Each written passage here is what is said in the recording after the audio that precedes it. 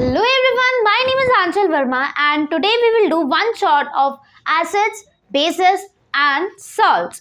तो सबसे पहले हम देखेंगे एसिड्स और बेसिस का डिफरेंस। तो ये क्या होता है, देखो एसिड्स पे सबसे पहले हम एसिड्स का रियल लाइफ एग्जांपल देखते हैं कि एसिड्स हम कहाँ देखते हैं रियल लाइफ के अंदर। तो फॉर एग्जांपल जो मिल्क है जब वो खट्टा हो जाता है, ठीक है, जब मिल्क खट्टा हो जाता है तो उसके अंदर एसिड आता है। वो एसिड क्या है, लैक्टिक एसिड ही तो है वो। और वाइनेगर के अंदर कौन सा एसिड होता है, वाइनेगर के अंदर होता है एसिटिक एसिड, ठीक है। तो ये एसिड्स के एग्जांपल्स हो गए। अब बेसिस कहाँ पर होता है, बेसिस के एग्जांपल्स हो गए जैसे सोप हो गया, डिटर्जेंट्स हो गए, ये सब बेसिस के एग्जांपल्स हो गए। ओके, एंड एसिड्स के अभी मैंने आपको बताया एसिटिक एसिड हो गया जो कि हमें वाइनेगर में मिलता है, मिल्क में लैक्टिक एसिड। ओके, तो एसिड्स एंड बेसिस का हमें रियल लाइफ थोड़ा सा एग्जांपल मिल गया है। अब हम डेफिनेशन देखते हैं, ठीक है, एसिड्स की क्या है। And acids is a substance that forms H plus ions when dissolve in water. कह रहे हैं कि जब हम पानी के अंदर डिसॉल्व करते हैं तो हमें H प्लस आयंस मिलते हैं। ओके, एंड बेसिस के अंदर क्या है definition, a base is a substance that forms hydroxide. Hydroxide मतलब OH माइनस। ये OH माइनस हमें मिलता है जब हम पानी में डिसॉल्व करते हैं। देखो जब हम एसिड्स को पानी में डिसॉल्व करते हैं हमें H प्लस मिलता है। ओके, जब हम बेसिस को वाटर में डिसॉल्व करते हैं तब हमें OH मिलता है। एसिड्स को पानी में डिसॉल्व करने से क्या मिलता है, H प्लस, बेसिस को डिसॉल्व करने से OH माइनस, ये याद रखना है, ठीक है। एसिड्स जो वो खट्टे होते हैं टेस्ट में, ओके, और बेसिस क्या होता है, कोड़े, बिटर इन टेस्ट। ओके, ये क्या होते हैं, बिटर। अब ध्यान से सुनो, ये क्या करता है, turn blue litmus to red, ठीक है, ब्लू लिटमस पेपर को, ठीक है, ब्लू लिटमस को रेड में चेंज करता है। तो इसको याद कैसे करना है, देखो ब्लू लिटमस टू रेड, अभी एसिड्स में D नजर आ रहा है तो ब्लू लिटमस टू रेड, ठीक है, और इसका जस्ट ऑपोजिट हमारा बेसिस होगा, रेड लिटमस टू ब्लू। अगर ये ब्लू से रेड हो रहा है तो वो रेड से ब्लू होगा। तो आपने याद कैसे रखना है, सिर्फ आपने एसिड का याद रखना है। लिटमस का क्या होता है, red litmus to, sorry blue litmus to red, D आ रहा है ना, रेड एसिड। तो एसिड्स में क्या होता है, ये चेंज करता है blue litmus to red. Okay, and ये क्या होता है, turns red litmus to blue. अब एग्जांपल्स देख लेते हैं हम एसिड्स के। एक हो गया H2SO4, next one is HNO3, ठीक है। तो ये कैसे होगा, ठीक है, जैसे कि अब ये H है, मतलब कि जब हम वाटर में डिसॉल्व करेंगे ना तो ये H और SO4 2 माइनस, ठीक है, तो ये ऐसे मतलब कि सेपरेट हो जाएगा। ओके, और H और NO3, ठीक है, ये सब क्या है, ये अलग अलग हो जाते हैं। जब हम पानी में डालते हैं तो H प्लस आयंस हमें मिलते हैं। ओके, जब इसे हमने पानी में डाला हमें क्या मिलेगा, जैसे Na plus OH minus, K plus OH minus, ठीक है। तो हमें क्या मिल रहा है, हाइड्रोक्साइड मिल रहा है ना, OH माइनस मिल रहा है जब हम इसे वाटर में डाल रहे हैं। समझ आ रही है, एसिड्स क्या है, एसिड्स हमें H प्लस देते हैं जब हम इसे वाटर में डालते हैं, एंड बेसिस में क्या होता है, हाइड्रोक्साइड मतलब OH मिलता है जब हम इसे वाटर में डालते हैं। एसिड्स खट्टे होते हैं, सोर इन टेस्ट, बेसिस बिटर, B से बेसिस, B से बिटर, तो ये क्या होता है, बिटर इन टेस्ट होते हैं।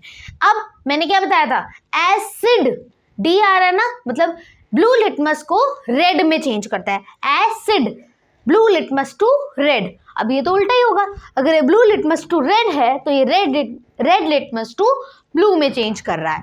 एग्जाम्पल्स क्या हो गए, H2SO4, HNO3, NaOH, KOH। अब मैंने आपको बताया था इसका एग्जाम्पल बेसिस का सोप्स, डिटर्जेंट्स हो गया। तो जब हम इसको टच करते हैं ना तो इसकी जो स्लिपरी सा होता है टच, ठीक है, तो सोपी टू टच, ठीक है, सोपी जैसा होता है टच करने में। तो ये चीज़ क्लियर होगी। अगर समझ आई है तो क्या करना है, फटाफट से इसको नोट करना है, स्क्रीनशॉट नहीं ले रहा, ठीक है, खुद से लिखो, ठीक है, एंड फटाफट से लिखो, फिर हम आगे बढ़ते हैं। ओके, अब हम देखेंगे सॉल्ट कैसे बनाते हैं। ओके, तो सॉल्ट का फॉर्मूला क्या होता है, जो सॉल्ट बनता है तो उसकी मतलब रिएक्शन का नाम क्या है, ठीक है, तो वो हम देखेंगे अभी। तो उसका नाम है न्यूट्रलाइजेशन रिएक्शन। जब हम एक एसिड को लेते हैं और एक बेस को लेते हैं, ओके, जब हम एक एसिड और एक बेस को लेते हैं तो एक सॉल्ट बनता है प्लस वाटर। समझ आ रही है, तो यही मैंने ऊपर लिखा है, the reaction between an acid and a base to give salt and water is called neutralization reaction. ठीक है, so हमने एसिड लिया HCl एंड बेस लिया NaOH. ओके, तो क्या हो जाएगा, यहाँ से Na और Cl ठीक है साथ में मिल जाएगा NaCl, तो यहाँ पे क्या मिल गया हमें NaCl. अब देखो OH प्लस H H2O बन जाएगा, H2O बन गया. ठीक है, तो ये है एसिड प्लस बेस, यहाँ पे क्या बन गया salt and water. The reaction between an acid and a base to give salt and water is called neutralisation reaction. इधर पे हमने लिया सॉल्ट, सॉरी इधर हमने क्या लिया, इधर हमने एसिड प्लस बेस, एसिड और बेस हमने इधर लिया और क्या बना हमारे पास सॉल्ट और वाटर बना. ठीक है, एसिड प्लस बेस क्या बनाते हैं मिलके, सॉल्ट प्लस वाटर. इसी रिएक्शन को हम क्या कहते हैं, न्यूट्रलाइजेशन रिएक्शन. सिंपल, इजी है ना. Acid plus base give salt plus water. This reaction is called neutralisation reaction. Okay, तो इसे नोट कर लो फटाफट से.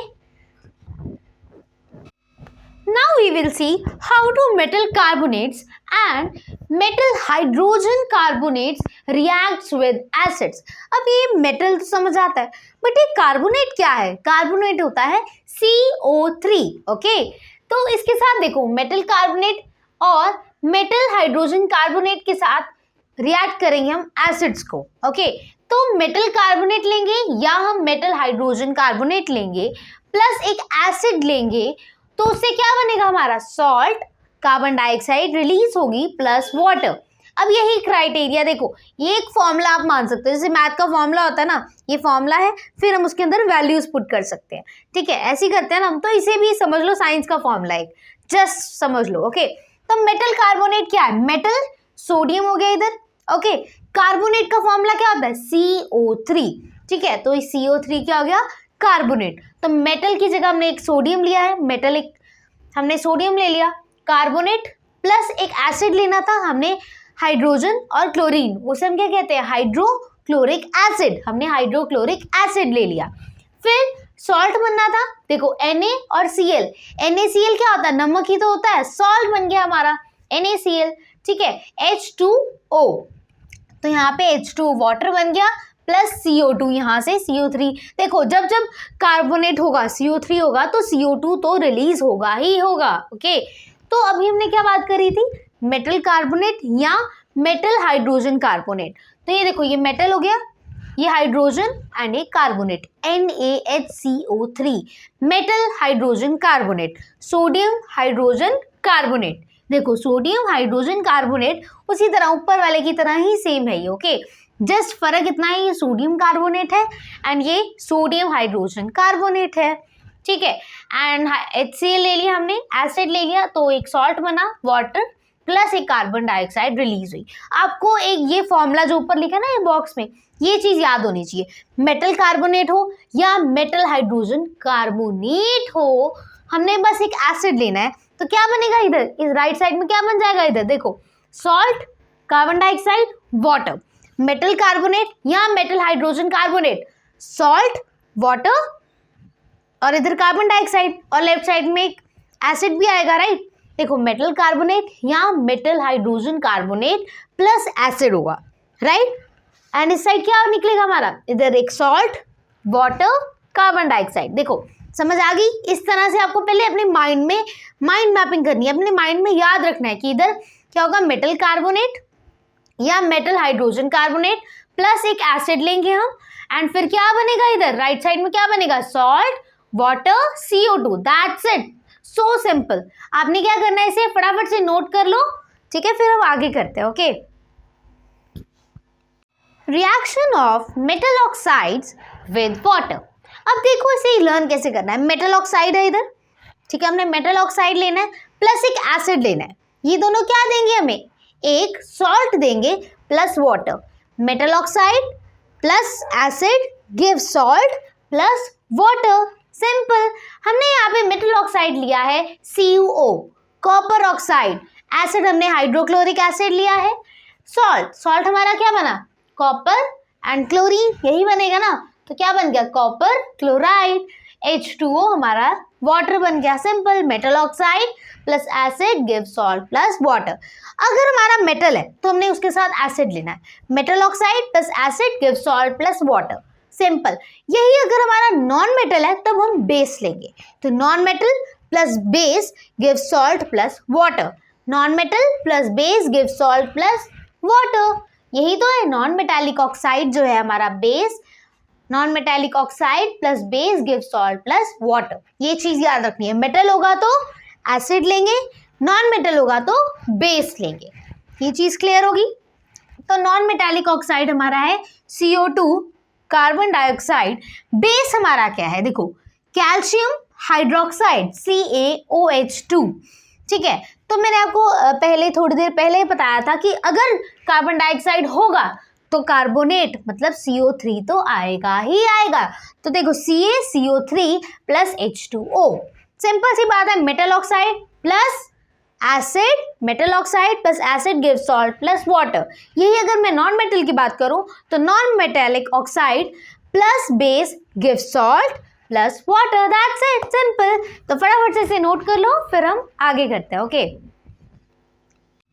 Reaction of acids with metals के अंदर हम एक डायग्राम देखेंगे, आपकी स्क्रीन पे आ रहा होगा, उसे ध्यान से देखो। उसमें क्या हो रहा है कि एक हमारे पास एक टेस्ट ट्यूब है, ठीक है, उसके अंदर हाइड्रोजन गैस है, ठीक है, और उसके साथ एक डिलीवरी ट्यूब लगी हुई है और नीचे एक सोप का सॉल्यूशन है, ठीक है, उसमें से गैस निकल के आ रही है नीचे सोप सॉल्यूशन में। अब क्या हो रहा है, सोप सॉल्यूशन में से बबल्स निकल रहे हैं, ठीक है। जो बबल्स निकल रहे हैं ना, उसके आगे हमने कैंडल रख दी, ठीक है। अब हमने कैंडल रख दिए तो उससे क्या होगा, एक पॉप साउंड आएगी। कौन सी साउंड आएगी, पॉप साउंड, ठीक है। दोबारा बोल रही हूँ, एक हमने क्या लिया, टेस्ट ट्यूब, उसके अंदर हाइड्रोजन गैस है और साथ में एक डिलीवरी ट्यूब ली हुई है हमने, ठीक है, और नीचे सोप सॉल्यूशन पड़ा है। अब उसमें से, उस ट्यूब में से जो मतलब बबल्स से निकल रहे हैं ना सोप सॉल्यूशन के कारण, ठीक है, जो बबल्स निकल रहे हैं, एंड हमने उसके आगे कैंडल रख दी और उससे क्या होगा कि पॉप साउंड प्रोड्यूस होगी। समझ आ रही है। अब देखो, reaction of acids with metals के अंदर हम एक एसिड लेंगे और मेटल लेंगे। हम क्या लेंगे, एक एसिड प्लस एक मेटल लेंगे और हमारा क्या बनेगा, सॉल्ट प्लस हाइड्रोजन गैस बनेगा। ओके, तो देखो एसिड हमने क्या लिया, H2SO4 लिया। एसिड क्या है हमारे पास, H2SO4 sulphuric acid.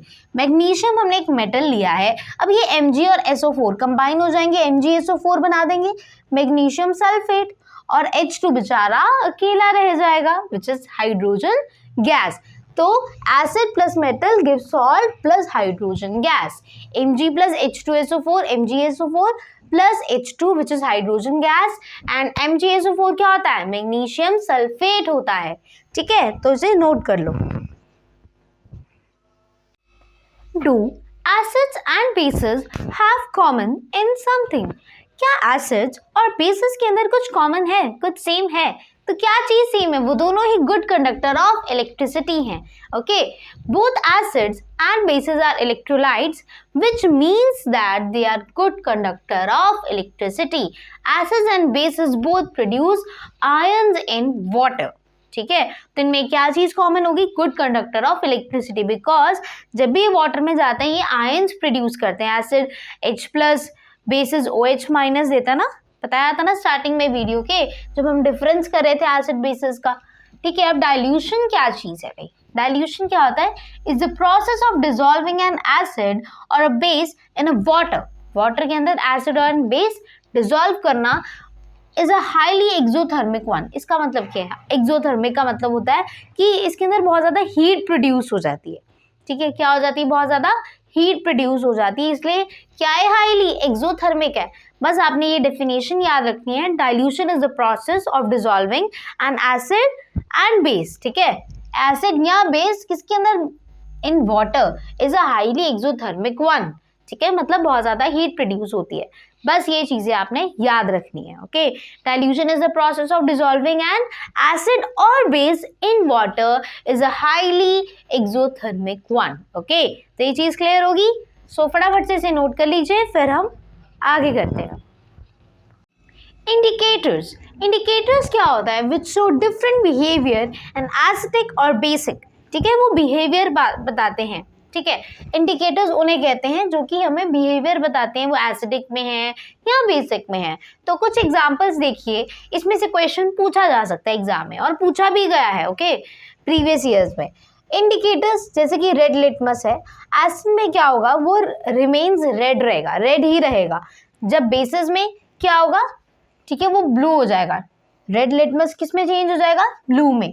Blue litmus अगर हम उसके अंदर एसिड डालेंगे तो किस में चेंज हो जाएगा, रेड में चेंज हो जाएगा। बट अगर बेसिस डालेंगे तो वो ब्लू ही रहेगा, ठीक है, ये चीज़ क्लियर होगी। तो ये आप एक चीज़ नोट कर सकते हो, इधर रेड रेड इधर ब्लू ब्लू, है ना। टर्मरिक, टर्मरिक में जब हम कोई एसिड डालेंगे तो कोई चेंज नहीं आएगा, बट अगर हम बेस डालेंगे तो वो रेड में चेंज हो जाएगा, है ना। टर्मरिक एसिड डालेंगे तो नो चेंज, अगर बेसिस डालेंगे तो change in blue, sorry pink में, मतलब अरे यार रेड में हो जाएगा, ठीक है। टर्मरिक एसिड डालेंगे नो चेंज, बेस डालेंगे तो रेड। फिनॉल फेथैलिन, इसमें क्या है, एसिड डालेंगे तो कलरलेस, कोई कलर ही नहीं दिखाएगा, बट बेस डालेंगे तो पिंक आ जाएगा कलर। मिथाइल ऑरेंज, इसमें क्या एसिड डालने से रेड हो जाएगा, बेसिस से येलो हो जाएगा। तो ये आपको लर्न करना है। अब हम बात करेंगे ओल्फैक्टरी इंडिकेटर्स। अब ओल्फैक्टरी इंडिकेटर का क्या मतलब है, अब आपको स्टार्टिंग में ओल्फैक्टरी के ओ नजर आ रहा है, इस ओ का मतलब देखो, ओल्फैक्टरी ऑर्डर। अब ये ऑर्डर का मतलब होता है स्मेल, क्या होता है, स्मेल, ठीक है। तो आपने ऐसे याद रखना है, ओ से ओल्फैक्टरी, ओ से ऑर्डर। तो इसमें क्या है, ऑर्डर मतलब स्मेल चेंज हो जाती है एसिडिक या बेसिक मीडियम में। एग्जाम्पल क्या है, वैनिला, ऑनियन, ये सब एग्जाम्पल्स हो गए ओल्फैक्टरी से। ओ से ओल्फैक्टरी, ओ से ऑर्डर हो जाएगा, ठीक है। ये चीज़ें आपने याद रखनी है। इंडिकेटर जो कि डिफरेंट बिहेवियर शो करता है एसिडिक में या बेसिक में, और ये कुछ एग्जाम्पल्स करने हैं। नेक्स्ट वन इज ओल्फैक्टरी, ओ से ओल्फैक्टरी, ओ से ऑर्डर, ठीक है, इसे फटाफट से नोट कर लो। पीएच स्केल देखेंगे अब हम। इसमें पीएच स्केल के अंदर पी का मतलब क्या है, पी होता है पोटेंस, क्या होता है यहाँ पे, पोटेंस। अब इसका मतलब क्या है, एक जर्मन वर्ड है, इसका मतलब होता है पावर, ओके। तो पीएच स्केल क्या है, ये मैंने आपके सामने पीएच स्केल बनाया है। अब 0 से 14 तक इसकी वैल्यूज होती हैं।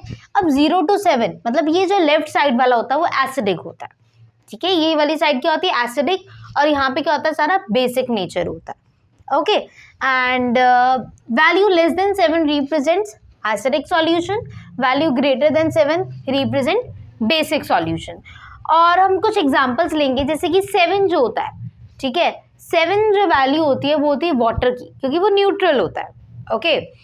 एंड एसिड रेन, जैसे कि हमने एग्जांपल ले लिया एसिड रेन का, उसका होता है पीएच वैल्यू 5.6 होता है, देखो 7 से काफ़ी कम है, ठीक है। तो अभी हम ना मतलब पीएच का थोड़ा सा हमें पता लग गया कि पीएच होता क्या है। अब हम बढ़ेंगे इम्पॉर्टेंस कि क्या क्या इम्पॉर्टेंस है हमारी एवरीडे लाइफ के अंदर पीएच की। तो आई होप सो पीएच तो आपको समझ आ गया है। तो इस डायग्राम को सब कुछ मतलब नोट कर लो, फिर हम इम्पॉर्टेंस देखते हैं पीएच की, okay. Strong base and weak base, नाम से ही पता लग रहा है स्ट्रॉन्ग बेस कौन होगा, जिसके पास OH माइनस ज्यादा होगा। A base which completely ionized in water does produce a large amount of OH minus। जब हम मतलब जिस बेस को हम वाटर में डालेंगे वो ज़्यादा OH माइनस देगा हमें, तो वो क्या हो जाएगा, a base which completely ionise, ठीक है ना। जो ज़्यादा OH माइनस देगा वो स्ट्रॉन्ग बेस होगा, जो कम अमाउंट ऑफ OH माइनस देगा वो हमारा वीक बेस हो जाएगा, okay. Importance of pH in everyday life, मतलब क्या है इसका, इसका मतलब है कि हमारी रोजमर्रा की जिंदगी में पीएच का क्या इंपॉर्टेंस है, क्या महत्वता है। तो सबसे पहला पॉइंट है इन एक्वाटिक ऑर्गेनिजम्स। इसमें क्या है, देखो ऊपर से सिंपल रेन आ रही है, ओके। जब वो एटमॉस्फेयर में आती है तो हमारे एटमॉस्फेयर में पॉल्यूशन है बहुत ज़्यादा, पॉल्यूशन के अंदर बहुत सारी गैसेज होंगी, है ना। तो वो रेन के साथ वो गैसेज मिक्स हो जाएंगी, जब वो नीचे आएंगी वो एसिडिक रेन होगी, क्या होगी वो, एसिडिक रेन। तो एसिड रेन जब रिवर्स में जाएगी, जहाँ पे फिशेस वगैरह होंगी, एक्वाटिक एनिमल्स होंगे, एक्वाटिक ऑर्गेनिजम्स होंगे, उन्हें बीमारियां लग सकती हैं उस एसिडिक रेन से, है ना। और बीमारियां लग सकती हैं, वो मर भी सकते हैं, ठीक है। और सेकेंड पॉइंट है इन आर डाइजेस्टिव सिस्टम्स, ठीक है। डाइजेस्टिव सिस्टम में देखो हमारे स्टमक के अंदर हाइड्रोक्लोरिक एसिड बनता है, ठीक है। और अगर मतलब कि हमने जैसे कि बाहर का खाना खा लिया या हमें एसिडिटी हो गई तो क्या होता है, हाइड्रोक्लोरिक एसिड ज़्यादा बनने लग जाता है, ठीक है। पहले नॉर्मल था, मतलब उसका बनना ज़रूरी होता है, बट जब एक्सेस हो जाए, ज़्यादा बनने लग जाए HCl, तो उससे क्या होगा, उससे होगा हमें एसिडिटी हो सकती है। तो उस एसिडिटी को मतलब ख़त्म करने के लिए या ठीक करने के लिए हम एंटा एसिड लेते हैं। हम क्या लेते हैं, एंटा एसिड लेते हैं, ठीक है। हम लेते हैं एंटा एसिड। और डाइजीन आपने सुना होगा, इनो लेते हैं, ठीक है, ओके। तो हमारा थर्ड पॉइंट क्या है, इन कॉजिंग टूथ डिके, ठीक है। तो हमारे जो टूथ का जो मतलब जो दांतों का अंदर जो pH है वो 5.5 या उससे ज़्यादा होना चाहिए, बट उससे कम नहीं होना चाहिए, उससे कम नहीं होना चाहिए, ओके। तो अगर उससे कम होता है तो हमारा टूथ डिके होता है। अब उससे बचने के लिए हम क्या कर सकते हैं, हम मतलब कि हमें शुरू से सुनते आए ना कि 2 बारी हमें ब्रश करना चाहिए दिन में, है ना, समझ आ रही है। तो वो उससे अगर हम बचना चाहते हैं, दांत को तुड़वाने से मतलब बचना चाहते हैं, तो हमें क्या करना चाहिए, 2 बारी दिन में ब्रश करना चाहिए, ठीक है। अगर 5.5 से कम होगा pH तो क्या होगा, दांत टूटेंगे। अगर 5.5 या 5.5 से ज़्यादा होगा तब ठीक रहेगा, ओके। समझ आ रही है ये चीज़। तो तीनों पॉइंट्स क्लियर हो गए। एक्वाटिक में एसिडिक रेन आती है, ठीक है। सेकेंड में डाइजेस्टिव जो हमारा सिस्टम है उसके अंदर क्या होता है, HCl अगर ज़्यादा मतलब बनने लग जाए, ठीक है, स्टमक के अंदर, तो एसिडिटी हो जाती है। एसिडिटी को ठीक करने के लिए हम एंटा एसिड लेते हैं। थर्ड हमारे पास टूथ डिके आ गया। टूथ डिके कब होता है, जब उसका 5.5 से कम हो जाए pH, ओके, तब हमारा टूथ डिके होता है। एंड उसको ठीक करने के लिए, जैसे कि उसको मतलब कि अगर हम नहीं चाहते हमारे दांत टूटे तो हमें 2 बारी ब्रश करना चाहिए, ठीक है। जैसे कि अगर आपने रात को खाना खाया एंड कुछ हमारा मतलब मुंह में ही रह जाता है ना, कुछ थोड़ा थोड़ा खाना, है ना, तो वो क्या करता है, वो एसिड प्रोड्यूस करता है। तो जब हम टूथपेस्ट करते हैं वो एक बेस के रूप में काम आता है, ठीक है। तो टूथपेस्ट में क्या होता है, ठीक है, क्या होता है, उसके अंदर बेस होता है। तो एसिड बेस वो न्यूट्रलाइज कर देता है, ठीक है। तो ये चीज़ तीनों पॉइंट्स क्लियर हो गए। हमने अभी पढ़ा importance of pH in everyday life, इसे नोट करो। अब हम इस चैप्टर के सबसे इंपॉर्टेंट पार्ट पर आ चुके हैं, जो कि है कॉमन सॉल्ट, ठीक है। तो एग्जाम में सबसे ज़्यादा क्वेश्चंस पूछे जाने वाले, ये जो भी मैंने बोर्ड पर लिखा है इसमें से सबसे ज़्यादा क्वेश्चंस पूछे जाएंगे। तो हम कॉमन सॉल्ट पढ़ेंगे। सबसे पहला है NaOH। इसका मतलब क्या है, सोडियम हाइड्रोक्साइड। इसका कॉमन नेम आप कह सकते हैं, नाम कह सकते हैं, कॉस्टिक सोडा। नेक्स्ट वन है CaOCl2, ठीक है। इसका नाम क्या है, ब्लीचिंग पाउडर। अब आप देख रहे होंगे CaOCl2 में L है, Cl है ना, और ब्लीचिंग पाउडर में भी L है, ब्लीचिंग L है, एंड इधर भी L है। तो आपने याद रखना है, ब्लीचिंग पाउडर में भी L है एंड CaOCl2 में भी L है। तो इस तरह से आप LL से याद रख सकते हो, ठीक है। और आप इस तरीके से भी याद रख सकते हो, देखो Ca मतलब कहाँ, O कलतू, कहाँ, ओए कलतू, ऐसे आप समझ लो, ठीक है। कहाँ मतलब हम कहते हैं ना कई बार फ्रेंड्स में कि कहाँ था भाई तू, ओए कल तू, ठीक है। अब हम इस चैप्टर के सबसे इंपॉर्टेंट पार्ट पर आ चुके हैं, जिसमें सबसे ज़्यादा क्वेश्चन पूछे जाते हैं कॉमन सॉल्ट के ऊपर, एंड जो भी इस बोर्ड पर लिखा गया वो इंपॉर्टेंट है, एग्जाम में पूछा जाता है। तो हम स्टार्ट करते हैं कॉमन सॉल्ट। तो सबसे पहला हमने लिखा है NaOH। क्या है ये, NaOH, इसका मतलब है सोडियम हाइड्रोक्साइड, इसे हम कॉस्टिक सोडा भी कहते हैं। नेक्स्ट वन है CaOCl2। अब ये क्या है, ये है ब्लीचिंग पाउडर, ठीक है। आपको नाम याद होने चाहिए एंड फॉर्मूला भी, ठीक है। अब आप याद कैसे कर सकते हो, देखो CaOCl2 में भी L है एंड ब्लीचिंग पाउडर में भी L है, तो LL से आप थोड़ा सा याद रख सकते हो कि ये ब्लीचिंग पाउडर का फॉर्मूला है। या आप जैसे कि फ्रेंड्स में हम घूमने जाते हैं, या आप मान लो कि आपको आपका फ्रेंड बहुत ही दिनों के बाद मिला है, तो आप कहते हो कहाँ था भाई तू कल, ऐसे कुछ कहते हैं ना, तो ऐसे आपने कहना है कहाँ, ओए कल तू गया, ठीक है। ऐसे आप याद रख लो, Ca मतलब कहाँ, O मतलब ओए, Cl2 मतलब कल तू, कहाँ ओए कल तू गया, ठीक है। तो ये क्या है, हमारा bleaching powder, just as a trick है, थोड़ा सा याद मतलब आपको हेल्प मिल जाएगी। तो CaOCl2 मतलब कहाँ ओए कल तू गया था, ठीक है। CaOCl2 मतलब कहाँ ओए कल तू गया था, तो ये क्या है, हमारा ब्लीचिंग पाउडर। नेक्स्ट इज, अब आपको ये कुछ कुछ फॉर्मूला सेम लग रहे होंगे, NaHCO3 एंड Na2CO3। हालांकि NaHCO3 जो है हमारा बेकिंग सोडा है एंड Na2CO3 हमारा वॉशिंग सोडा है। तो बट याद करने में प्रॉब्लम तो हो रही होगी है ना कि ये थोड़े सिमिलर से लग रहे हैं, किसको हम बेकिंग सोडा कहें किसको वॉशिंग सोडा कहें, थोड़ा सी कंफ्यूजन हो रही होगी, राइट। तो देखो इसको याद करने की ट्रिक देखो। अब Na और Na2 फर्क तो इतना है, यहाँ पे H है यहाँ पर H नहीं है, ठीक है।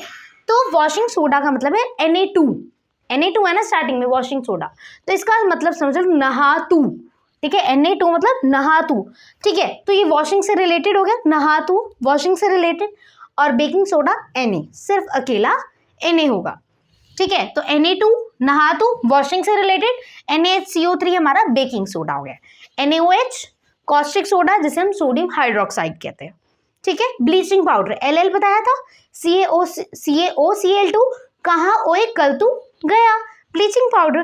थर्ड मैंने क्या बोला, नहातू Na2CO3, ये क्या हमारा वॉशिंग से रिलेटेड हो गया। फोर्थ वन NaHCO3 सोडियम, देखो सोडियम हाइड्रोजन कार्बोनेट, ये हमारा बेकिंग सोडा, ओके। अब हम देखेंगे प्रिपरेशन ऑफ NaOH। सबसे पहले हमने NaOH देखा, उसका नाम कॉस्टिक सोडा। अब हम प्रिपरेशन देखेंगे कि कैसे प्रिपेयर करते हैं। हमने लेना है NaCl और वाटर, और इसको हम ब्राइन सॉल्यूशन कहते हैं। NaCl और वाटर को हम क्या कहते हैं, ब्राइन सॉल्यूशन कहते हैं, ठीक है। और NaCl और H2O से क्या मिलेगा हमें, NaOH sodium hydroxide plus Cl2 plus H2 मिलेगा। ये चीज क्लियर होगी। Next one is bleaching powder, कहाँ ओए कल तू गया, ये था ना हमारा ब्लीचिंग पाउडर की ट्रिक। तो देखो CaOH2 कैल्शियम हाइड्रोक्साइड लिया प्लस Cl2 लिया, तो यहाँ पे हमें मिल गया CaOCl2 ब्लीचिंग पाउडर प्लस एक वाटर मिल गया। तो ये रिएक्शंस इंपॉर्टेंट हैं, प्लस इनके यूजेस भी। तो ब्लीचिंग पाउडर यूज कहाँ होता है, तो ये यूज होता है टेक्सटाइल इंडस्ट्री में ऑक्सीडाइजिंग एजेंट की तरह। और ये इंपॉर्टेंट है, पूछा जा सकता है कि कौन सा सब्सटेंस ऑक्सीडाइजिंग एजेंट होता है, तो आपको पता होना चाहिए which is bleaching powder, okay. Next one is for disinfecting drinking water to make it free of germs, ठीक है। ड्रिंकिंग वाटर को जर्म्स से फ्री बनाने के लिए ये यूज होता है। तो ये चीज क्लियर होगी आपको। ब्लीचिंग पाउडर कैसे बनता है, कैल्शियम हाइड्रोक्साइड CaOH2 प्लस हमने क्या लिया Cl2, तो उससे क्या बना हमारा CaOCl2 bleaching powder plus water बन गया। अब हम देखेंगे बेकिंग सोडा, क्या देखेंगे, बेकिंग सोडा। तो इसका फॉर्मूला क्या था, NaHCO3, और वॉशिंग सोडा बताया था, नहातू से रिलेटेड है वॉशिंग, तो NaHCO3। तो NaCl और वाटर प्लस यहाँ पे अमोनिया आएगा, ठीक है। यहाँ पे क्या आएगा, इधर अमोनिया लिख लेना, जस्ट मिनट, प्लस यहाँ पे क्या आएगा NH3, मैं लिखना भूल गई थी, ठीक है। देखो बेकिंग सोडा को बनाने के लिए क्या क्या चाहिए हमें चाहिए NaCl, water, carbon dioxide plus ammonia, ये सब चीजें चाहिए। तो हमारा क्या बनेगा, अमोनियम क्लोराइड बनेगा। क्या बनेगा, अमोनियम क्लोराइड, NH4Cl प्लस हमारा बनेगा, देखो Na सोडियम, H मतलब हाइड्रोजन, CO3 मतलब कार्बोनेट, NaHCO3 बेकिंग सोडा बन गया। देखो क्या क्या चाहिए था हमें NaCl, water, carbon dioxide, ammonia, तो क्या बन गया, अमोनियम क्लोराइड प्लस हमारा बेकिंग सोडा बन चुका है, ओके। तो अब इसके यूज क्या है, यूज इसका एक और रिएक्शन है जो कि मैंने यहाँ लिखी, यहाँ पर भूल गई थी मैं लिखना। तो देखो ये हमारा क्या बन चुका है, बेकिंग सोडा NaHCO3। जब हम इसे हीट करेंगे, जब हम बेकिंग सोडा को हीट करेंगे तो हमारा क्या बन जाएगा, Na2। अब नहा तो किससे रिलेटेड था, वॉशिंग सोडा से ना, तो ये हमारा washing soda plus water plus carbon dioxide बन चुका है, ओके। तो ये दोनों रिएक्शंस इंपॉर्टेंट आपको लर्न होनी चाहिए, okay. Next one is uses. अब बेकिंग सोडा आपको पता है केक्स वगैरह, ब्रेड्स, पकोड़े, ये सब बनाने में बेकिंग सोडा हमारा यूज होता है, ओके। तो एक यूज होता है एंटासिड में, जैसे कि हमारे मतलब बहुत सारी स्टमक के अंदर एसिडिटी हो जाती है तो हम एंटासिड्स यूज करते हैं, ओके। और आपने देखा होगा मधुमक्खी जब हमें काट जाती है तो एक एसिड सा प्रोड्यूस हो जाता है ना, मतलब एसिड हो जाता है, वहां पे आ जाता है, ठीक है। तो उसको खत्म करने के लिए हम एक बेस का यूज करते हैं which is baking soda, okay. समझ आ रही है। नेक्स्ट वन हमारा यूज क्या है, use in soda acid fire extinguisher. तो ये सारे यूजेस बेकिंग सोडा की दोनों रिएक्शंस इंपॉर्टेंट है। नेक्स्ट आ जाओ वॉशिंग। अब मैंने क्या बताया था, नहा तू वॉशिंग से रिलेटेड हो गया ना, तो Na2CO3 हमारा वॉशिंग सोडा है प्लस 10H2O लिया हमने, ठीक है। तो हमारा क्या फॉर्मूला बन गया वॉशिंग सोडा का, ये Na2CO3 डॉट 10H2O। अब इसके यूजेस क्या है, ये यूज होता है ग्लास, साबुन, सोप बनाने के लिए, पेपर इंडस्ट्रीज में यूज होता है, cleansing agent for domestic purposes, ठीक है, घर के कामों के लिए जो क्लीनिंग में यूज होता है ये, removing permanent hardness of water, okay. तो ये सारे यूजेस प्लस ये रिएक्शन याद होनी चाहिए आपको। वॉशिंग सोडा का फॉर्मूला ये है हमारा Na2CO3 डॉट 10H2O। ये चीज क्लियर होगी। अब हम आ जाते हैं पीओपी पे। इसकी फुल फॉर्म क्या है हमारे पास, प्लास्टर ऑफ पेरिस। पीओपी की फुल फॉर्म क्या है, जल्दी, प्लास्टर ऑफ पेरिस है, ठीक है। तो इसे इसका नाम क्या है, देखो इसका फॉर्मूला है CaSO4 डॉट 1/2H2O। इसका नाम क्या है, Ca मतलब कैल्शियम, SO4 मतलब सल्फेट, एंड इसको हम कहेंगे हेमीहाइड्रेट, ठीक है। और इसको हम 373 केल्विन पर मतलब कि टेम्परेचर पर हीट करते हैं, ओके। एंड इसे हम क्या कहते हैं, प्लास्टर ऑफ पेरिस कहते हैं। अब इसके यूजेस भी इंपॉर्टेंट है, याद होने चाहिए।